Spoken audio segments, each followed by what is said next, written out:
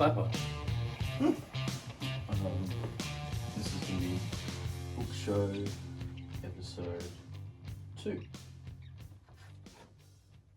Now, we don't have an intro for this show, so I'm just going to introduce it in a moment.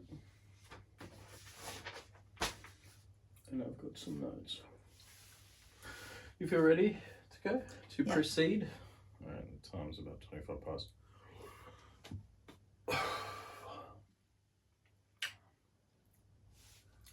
Welcome to the Barrow Book Show, episode 2. Today we're going to be looking at Unravelling Us by Renee McBryde. And yeah, this is a really important book for us. If you're watching the show, this is Renee's other book, her first book, called The House of Lies. So she's written 2 memoirs. I think that's all she's written. The first one's published by Hachette. The second one published by Bad Apple Press. And I think this came out, when was this published? In 2022.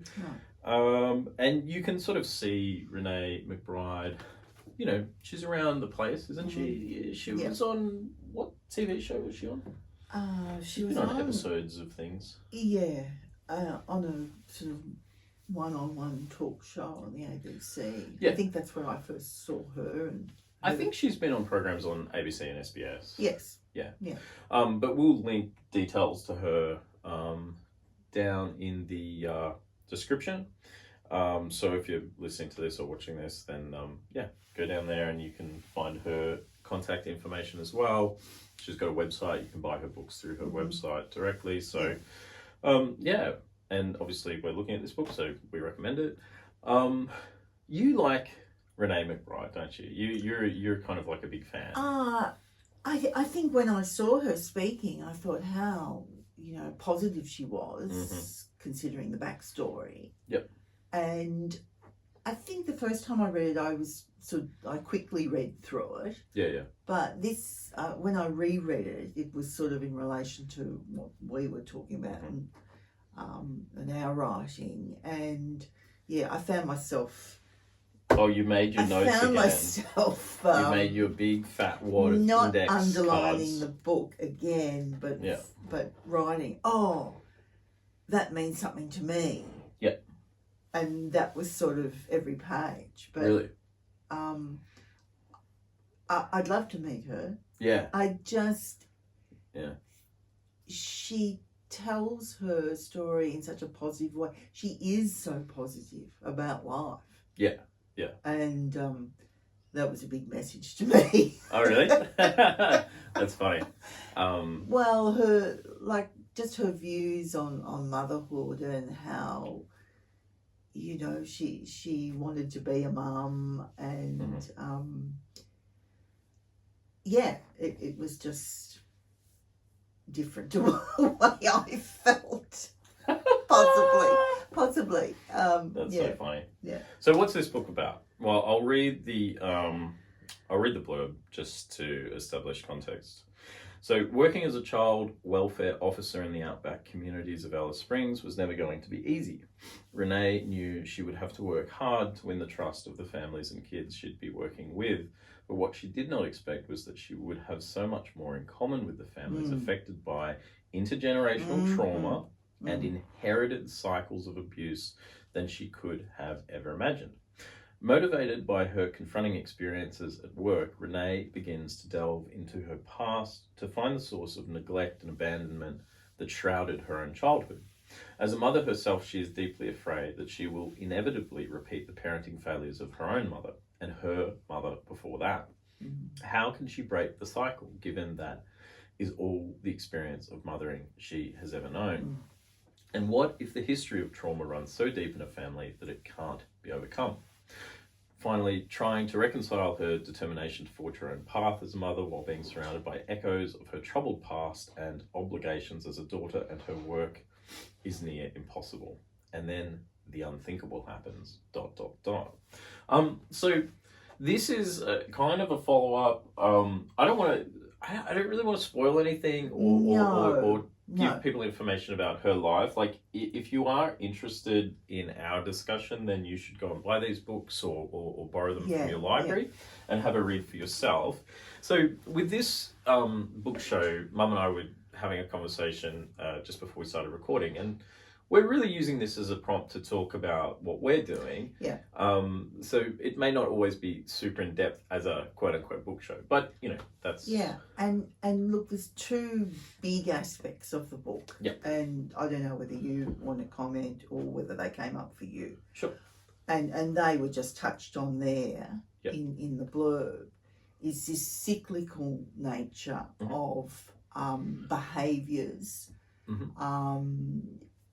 You know, you mother according to how you were mothered, and then your mother has mothered according to how she was mothered, and so it goes back. Yeah.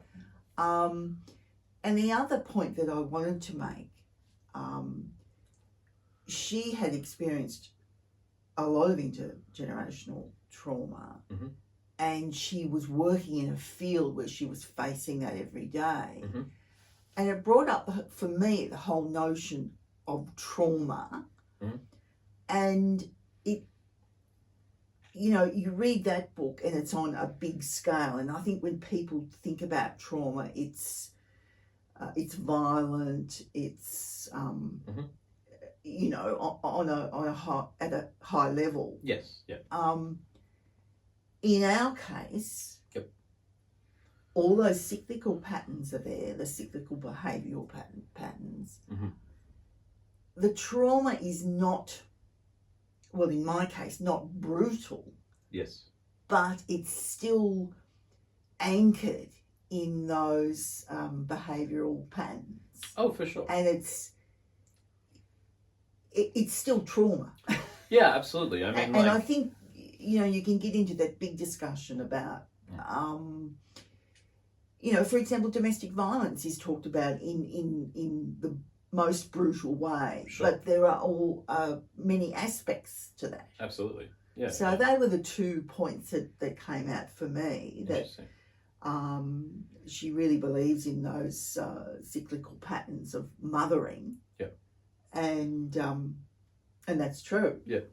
And trauma itself, you know, what is it? Yeah, I mean, they're probably the two takeaways for me as well. Like, I thought a lot about, you know, mother-daughter relationships, because they inform so much of, you know, the atmosphere in the family, and, you know, some of the experiences that we had, your relationship with your mother, your mother's relationship with her mother, my relationship with my mother. And I was thinking about that as it relates to what we're calling intergenerational trauma, which is like the passing on of, you know, okay, yes, as you just said, like trauma, people think of like really big instances, they might think of like violence, but it can also be things like, well, look, at the crux of this book, I think, is that nature versus nurture debate. Yes. But it also brought to mind something, and I can't remember exactly whether McBryde like touches on this, but like I've heard that there's some research now that suggests that, you know, trauma is carried genetically, that it is passed on through DNA, and that's why you have, you know, proportions of you know, high rates of things like depression and suicide in some groups, some minority groups, and all that kind of thing. So it brought up a lot of that stuff for me, because, you know, in the process of us putting our memoir together and really digging down into the family history, like we've uncovered some stuff around mental illness in the family that was never discussed. In fact, it was really kind of buried. Like the fact that your father's mother was coming down to Melbourne and getting electric shock therapy in the 30s, 40s. We never knew that, really. That was never part of the narrative in the family. That was never there. But you look back now and I see traces of genetic nervous conditions. Yes. And again, I'm using the term loosely, but the trauma that it generates. So like being on eggshells around certain people, the atmosphere of depression that gets passed on, the atmosphere of neuroticism and paranoia that gets passed on. There was a lot of paranoia in our family. But also from my perspective, and maybe I don't go into it on this episode because we're going to talk about my father kind of later, but there is a whole history of some really, really quite awful state policies that have been handed down. And, I almost said benefactor. I'm the recipient of some of that trauma and that nastiness and that negativity. Yeah, around divorce and no. I'm talking about his origins. Oh, for sure. Yeah. But we'll get to that on another thing. But But and when we were sort of going back on our family history and discovering the whole line of mental health issues, that also created the false narrative. My father defending really all through his childhood and through his entire life, defending his mother. Oh, well, she wasn't understood and she was really a very strong person. What does he say about me? Yeah. Same thing. Yeah. Oh, Deb's fine. Yeah. Placating that sort of issue. Placating the person and not really seeing the person's real issues. His mother was very unwell. I mean, like from every anecdote that I've received,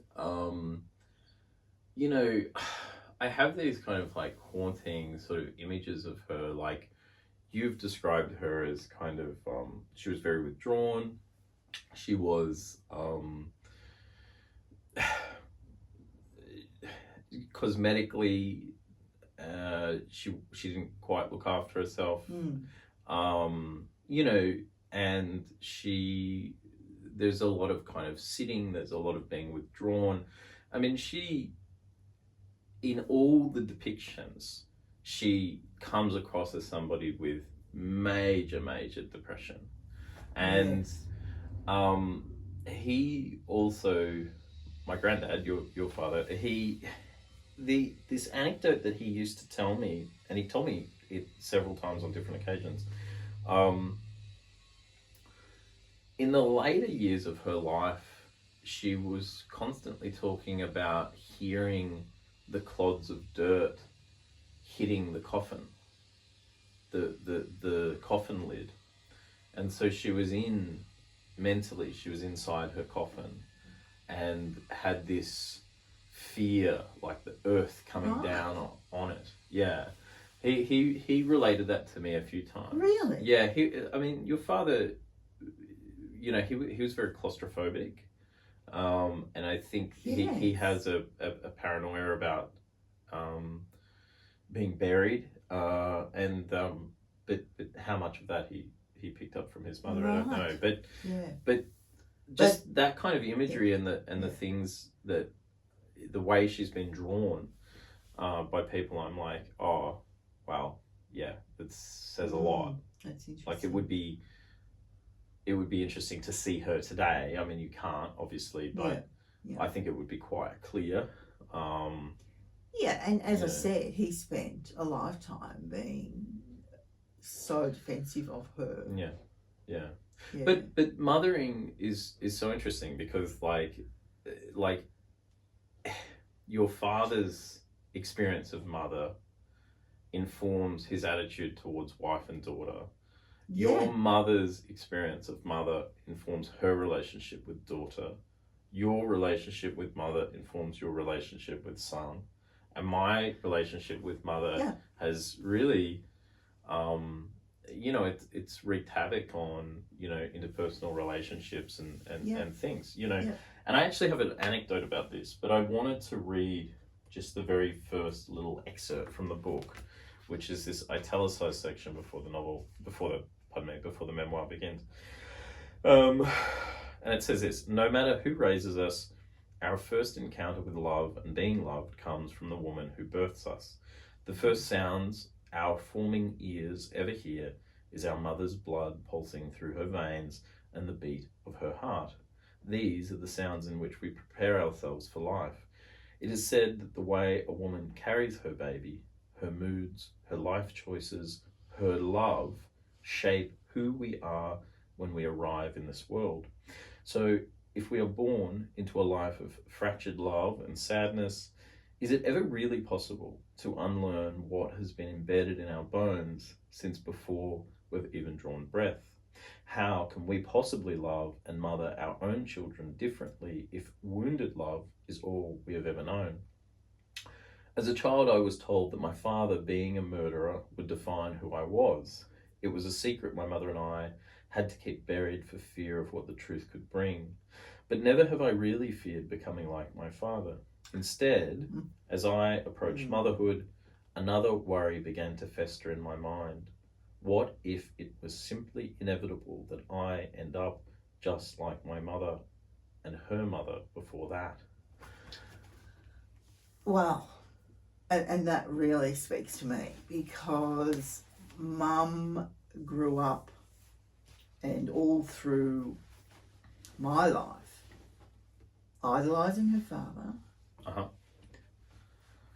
Yeah. Is this ringing bells? Yeah. Idolising her father and dismissing her mother. And I don't know, there was always aggravation between them. Mm-hmm. My mother grew up, had a very isolating childhood. Yeah. Because they were working hard on the property, and there's many stories of, you know, Nan and Pop had gone to bed early because they'd had a hard day working in their market garden, and she's on a stool with her ear to the radio, which is on top of the fridge. Now I've got that image in my mind because that was repeated many times. Yeah. So she has a very isolated childhood. Yes. Materially catered for. Yep. Well and truly. Yep. But emotionally barren. Yep. So then you cycle on. I don't think she really wants to have children. No. I don't know whether in those days that's really discussed. She ends up becoming, well, there was I think medically too, it wasn't going to be easy to become pregnant. She becomes pregnant, has me. And then, of course, it's an over-the-top reaction. I mean, there was plenty of love there, but in a hands-off kind of way, if I can explain that. Well, it was kind of, I mean, I experienced the same thing. It was kind of mechanical. It was sort of like it was, it could be smothering. Yeah, overindulgent. Yeah, so it could be like overindulgent and smothering, and then this wild swing into emotional abandonment. So like you would have these really polarizing extremes. And it's funny because like that was her experience of childhood, and then she recreated that for you and also for me, because you know the situation we ended up in was you and I became, we've talked about this, you and I become like siblings. Yes. Your parents sort of move like, it's almost like a psychologist once described it to me as it was sort of like a family tree where there's a row missing and things are kind of reoriented on that family tree. Yeah. And so I experienced your parents as not really my grandparents, more like mother and father, but they were also grandparents as well. So it was this kind of... And because of that took away my autonomy as a mother. Yeah, it was this weird restructuring. So you don't quite know where you are. Yeah. Who you're with. Yeah. And in that sense, I don't exert any authority. Yeah, sure. For want of a better word.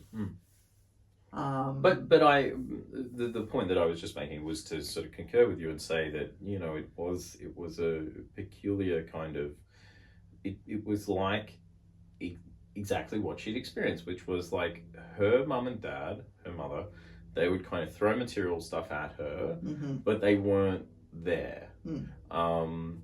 And for real reasons. I mean, like, this isn't criticism, it's just how it was.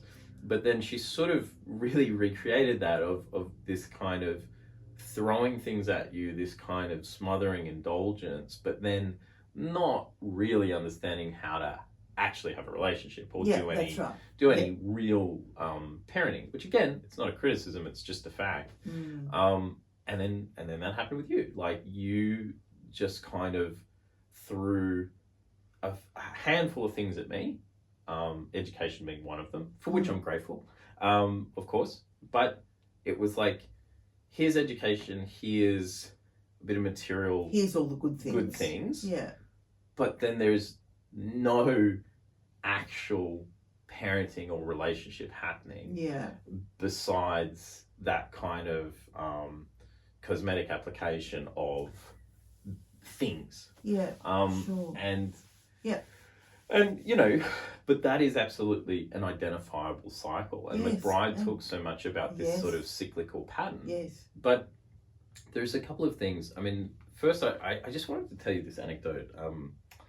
So one of the things I love about this book is that it really is just so frank and honest about, hey, like, mothers and women don't necessarily have some sort of like intuitive maternal thing. It's like you get what has been given many times over. That's right.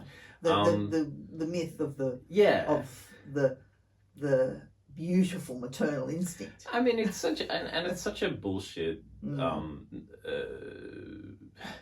Well, it's another pressure, female pressure. Like, it's another oppressive thing, I think. Like, from a female perspective, it's like, you know, like, women are just people. Yeah.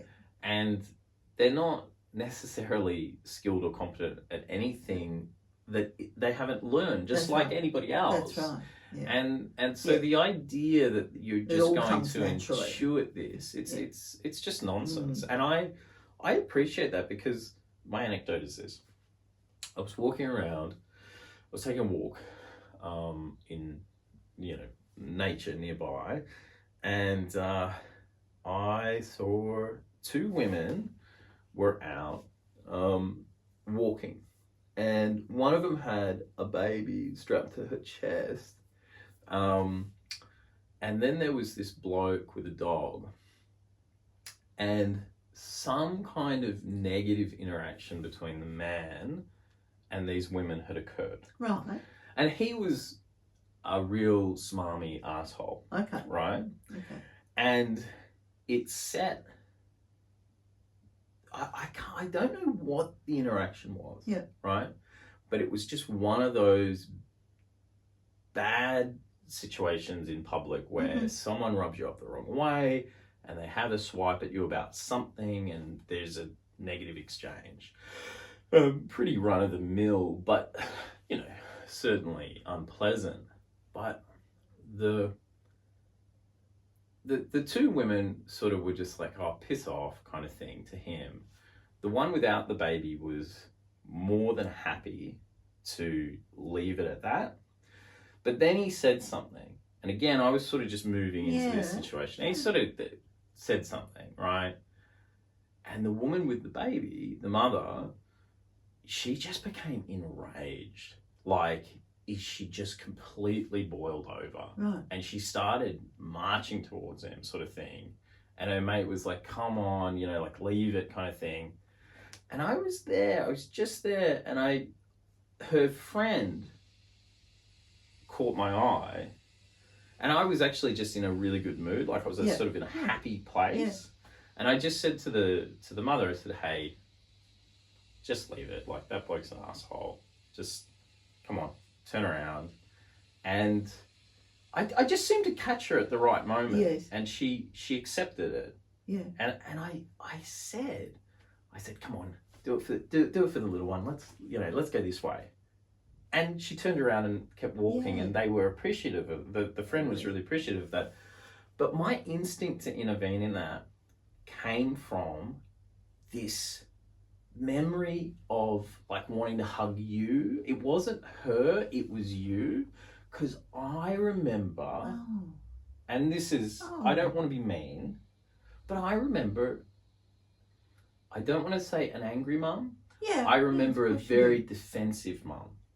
Yeah. And that could spill over into anger. And volatile. And my feeling in that moment was for the child. My feeling was, you don't want an angry mum. Don't want to behave like this. And not patting her on the head. She was right. Like, he was a fucking dickhead. Yeah. Okay. Right? But I just remember thinking like, oh, come on. You got the baby, and baby wants happy mum, not, that mums have to be smiling all the time. Yeah. But I was like, and it was actually a nice moment. We ended up having a quick chat for a minute and how's your day and blah, blah, blah. And I said, what was that all about? And her friend was like, oh, it's just a fucking asshole, blah, blah, blah. Yeah. Kept going. But I remember... But at the base of all that was your memory of what you had to deal with. Yeah, because we would get in these flare-ups a lot. And, you were so on the defensive, so on the back foot, because you felt so... you were just so raw and vulnerable. Divorce, certain amounts of humiliation that came with that, going back to work ahead of time, when you didn't want to, you thought you were going to get to have some time with Barb at home, and all that sort of stuff. And I just sort of, all that just came up in the moment, and I thought, but it got me thinking, it's like, a lot of us, for totally understandable reasons, we have an angry mom. Or we have a distressed mum. I think angry is the wrong word. You were a distressed mum. And this book got me thinking about that. Like, that life circumstances, people are just in the moment of their life. Yeah. Like, they can't, no one's a bad person. Not really. No. I don't really believe that. No. People are in the moment of their life, and they're at wherever they're at. Yeah, and they react to it in any number of ways. But the idea that you then have this pressure that you should have a mum who's positive and happy and knows how to bake, make sponge cakes every day. It's like, are you fucking mental? Like, that's so stupid. Yeah. But, that being said, it does have an effect, too, right? Yeah. So memories of mum are... and it was just funny. In that moment, I was just like, oh, baby, I don't want your memories of mum to be distressed mum. Yeah.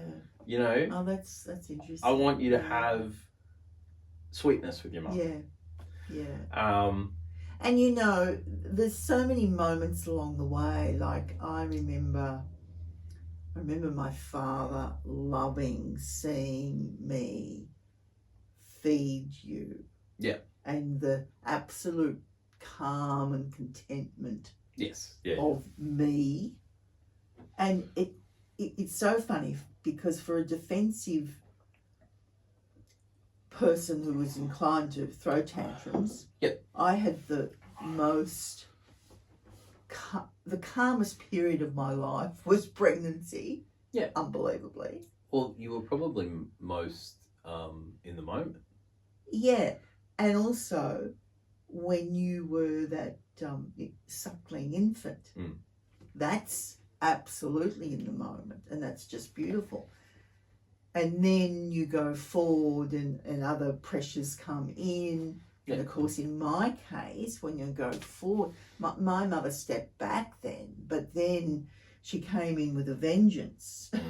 When you were a toddler, that's when her influence really, like the scales were tipped then. She was overly involved. She becomes interfering. I mean, it's one of those things where it's like, because she was besotted. You can rationalize it till the cows come home, but at the end of the day, it's like her influence, which you can say it as many times as you want. Good intention. Yeah, of course. Meant to be helpful. Yes. Yes. But ultimately, incredibly interfering, smothering, controlling, and becomes this extra pressure in your own experience of motherhood. That's exactly right. Yeah. So then I lose myself in that. Yeah, sure. I mean, it's weird to say it, but she sort of takes over. Like she just, of course she did. She just starts to bully everybody out of the road around me, this kid that she just seems to want to have.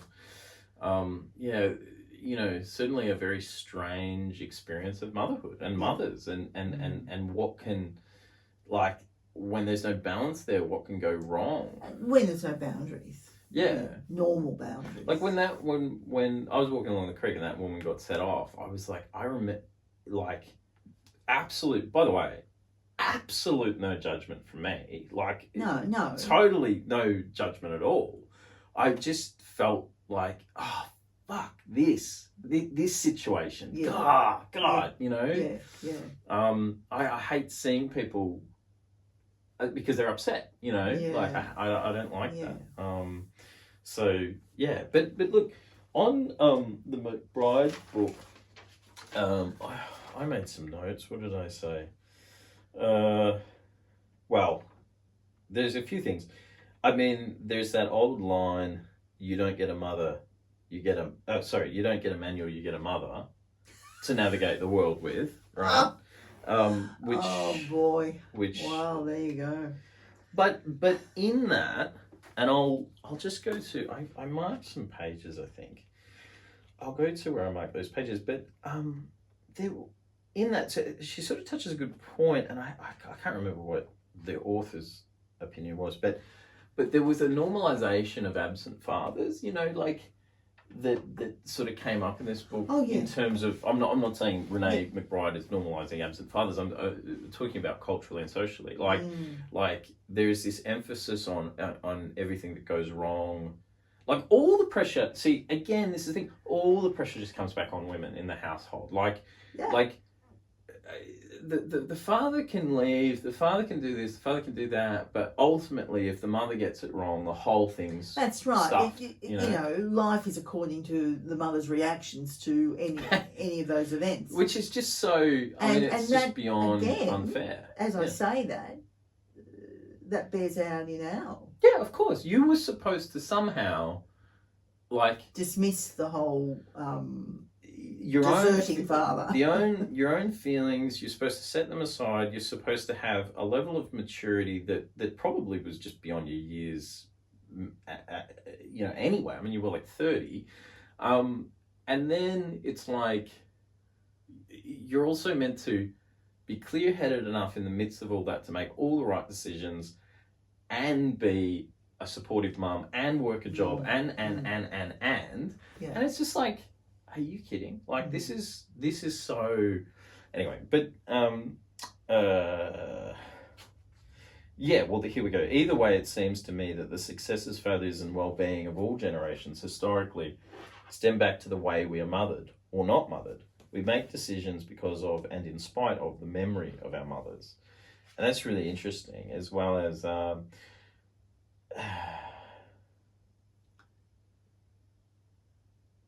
Yeah, so every single one of the kids in my caseload is there because their mother's actions or inactions. For every one of the broken mothers, there's an absent father who isn't there to share the parent load. So it's like, again, it's you're just seeing this cycle play out of everything falls through the net and lands squarely on the mother's shoulders, and she has to right the ship somehow. Yeah. Even though she's had this experience herself, and probably doesn't know how to write it. Looking at the lives of the children and mothers I work with, I have to wonder if growing up with a fractured mother on the edge of her emotional sanity my whole life had a greater impact when I realised. That's her point of realisation in this book.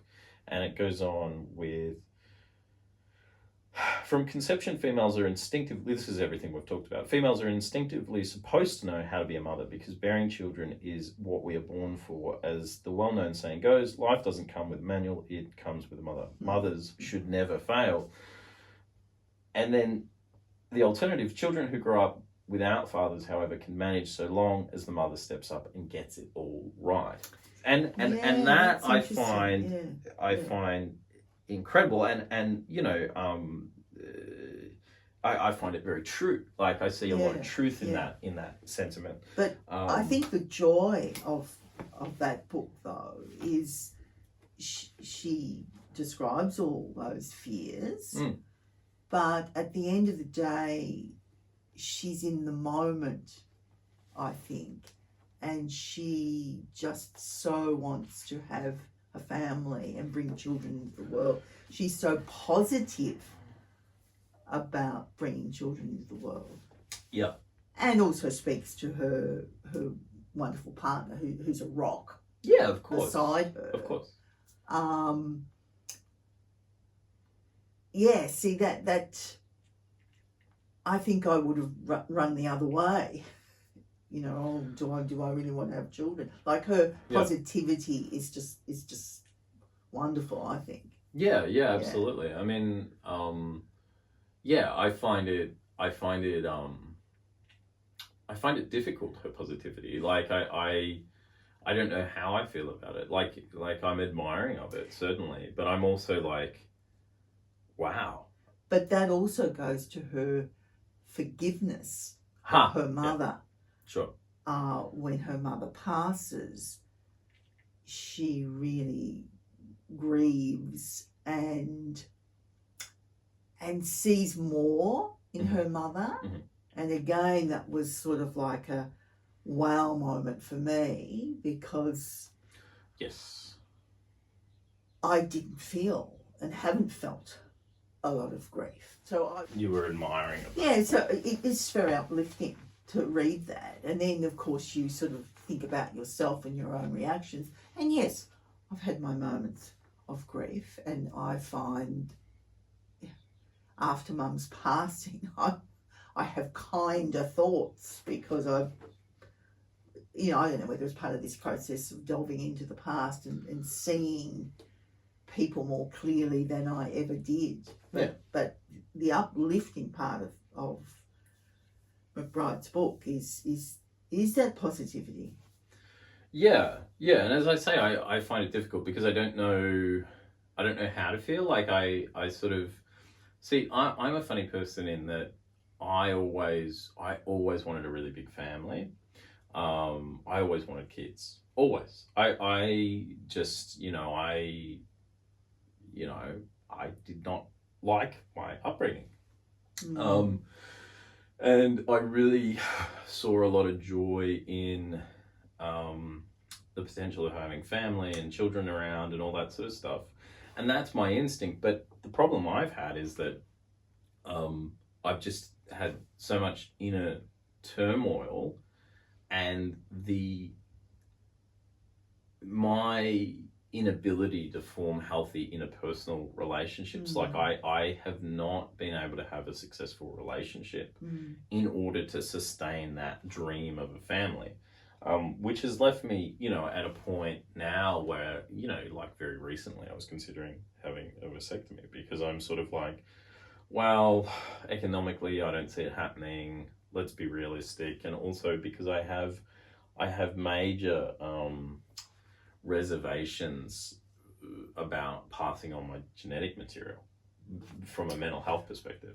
Oh, that's interesting too. But I think that's what we're talking about there when we see the raw joy. She has the joy in life, and that again is not present in our situation. No. Like everything has to be considered, and having a child is it's an enormous decision, and it comes with all sorts of backstories. It's not just in the moment. No. And the narrative, the everything is judged. I think that's what you're trying to say. But the idealisation of, my mother's an only child, I'm an only child, and I married an only child, and guess what? I'm going to have an only child. Like, I would spout that. Yeah. Without ever really thinking about it. Yeah.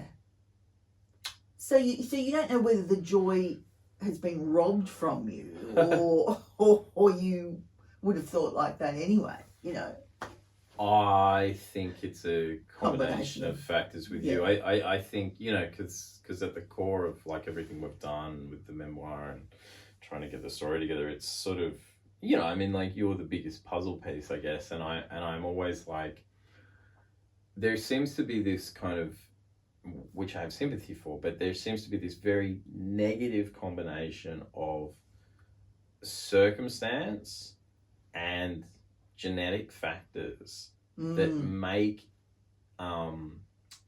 that just never generate agency for you and never put you in a position where you do feel at ease to make choices, to be so-called natural, to do those things. Like, there is this kind of very rigid, conservative atmosphere, and then that's coupled with a severe nervous condition, and it just kind of ends up in a person who is just trapped in themselves.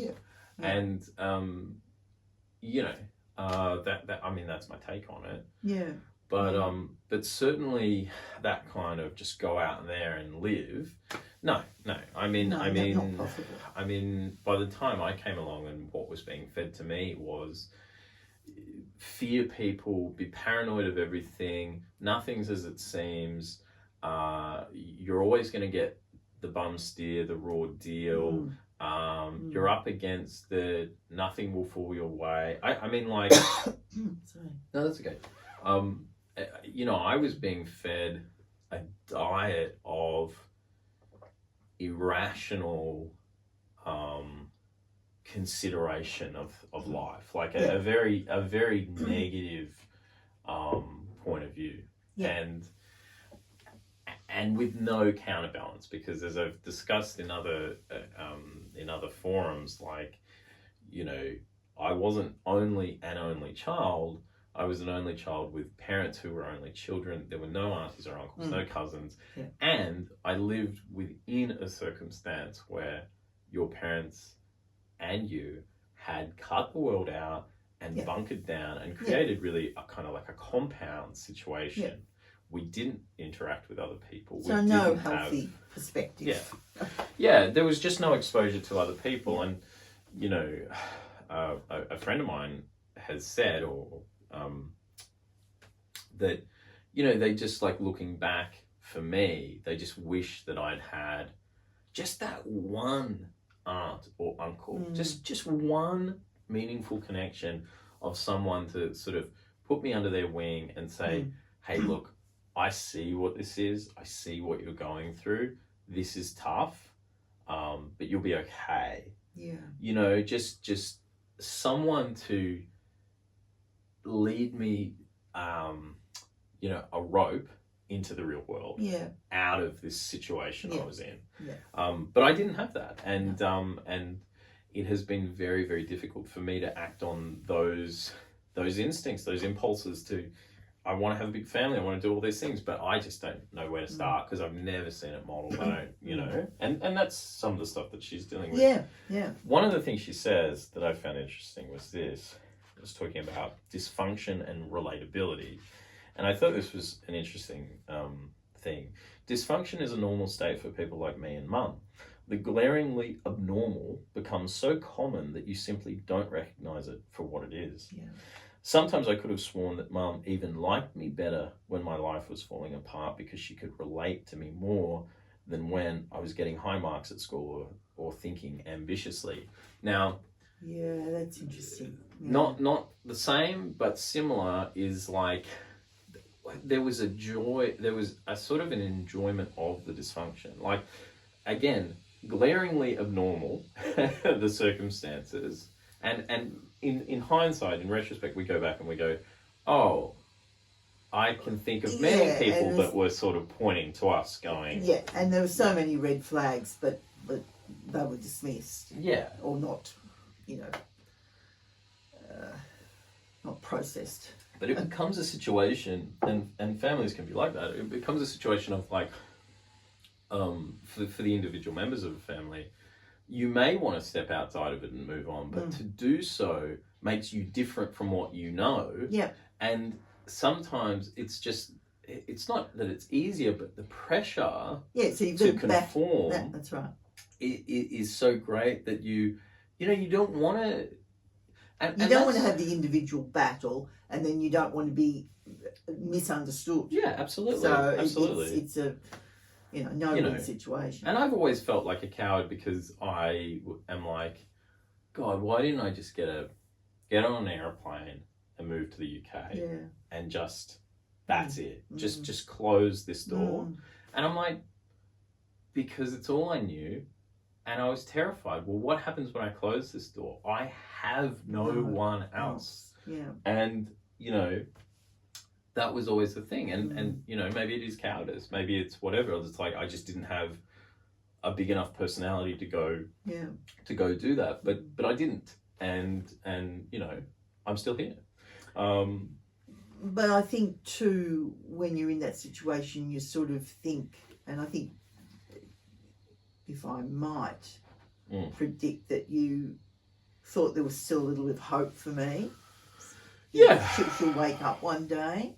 I always thought that I've always been interested in you, and I've always found you to be like a personality that if the circumstances were right, I could get along with. Not that we didn't get along, but we didn't get along nor not get along. Like we were so distant from one another emotionally that it was very hard to read it. But I was kind of like, it was a little bit like, if she woke up, like this could be good. Yeah. But I also, I also wonder about like, well, look, that's a conversation for another time. Yeah, sure. There is one final aspect of the book though that's extremely relatable, but not relatable, which is parents coming out of the woodwork to comment on your writing. Now, I don't want to get too much into that. She had a joyous experience. Well, so I found it really interesting, like, sorry, I've got to grab my notes here. What did she say here? Oh, I see. Okay. Well, look, I'll say this much. There was a point here that her mother, she says of her mother, Mum cringes at my blogs and has fought constantly with me over my book writing dreams for fear of me, for fear of me sharing our secrets. It's been an issue of contention, possibly because it is the only thing I've ever truly gone against her wishes on, right? But she speaks of also the joy of unburdening yourself, which is the very notion, what will it be like to be laid bare with nothing to hide? The very notion is both terrifying and liberating. I will be the first person in my family for generations with no shackles, no secrets, nothing chaining me to my past. I will just be able to be me. And I find that so relatable. I mean... Yeah, and I think that jumped out for me again. And look, we've probably spoken a little bit about this before. There will be those people who make judgments about you and I having these frank discussions. What are you doing? That's family business. Families are families. Whatever happens, happens. Yeah. But I'm with Renee here. To me, delving into the past with you has been a freeing experience. Sure, it's brought up things. But we're trying to sort of free ourselves. Yeah, absolutely. I mean, it's like, it's a release. I mean, like, getting that burden. I mean, it's a double burden, because it's the burden of the one that you're releasing, which is the secrets and the stuff that's chaining you to the past. But then there's the fresh burden of being the person who did that, and people having an opinion about that. Sure. But you know, that really is the writer's burden. I think that, like, you know, some people are wired in a way where they can't not do it. They can't keep that secret anymore. No. It's just it's too much. And it's also a way of trying to understand yourself and how you move forward and the decisions you make. Absolutely, yeah.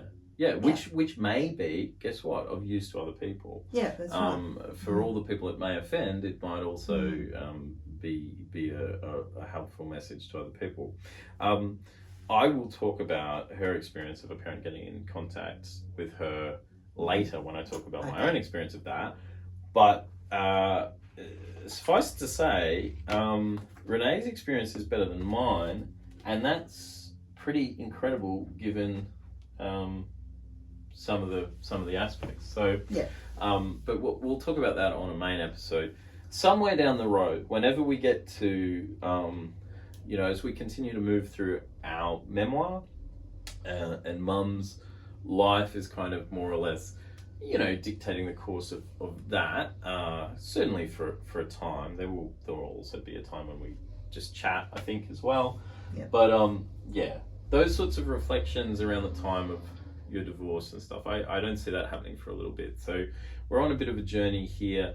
But to wrap up, Renee McBryde's Unravelling Us is her second memoir, and as Mum has said, it is a must-read, published in 2022 by Bad Apple Press. Her first memoir, The House of Lies, published by Hachette.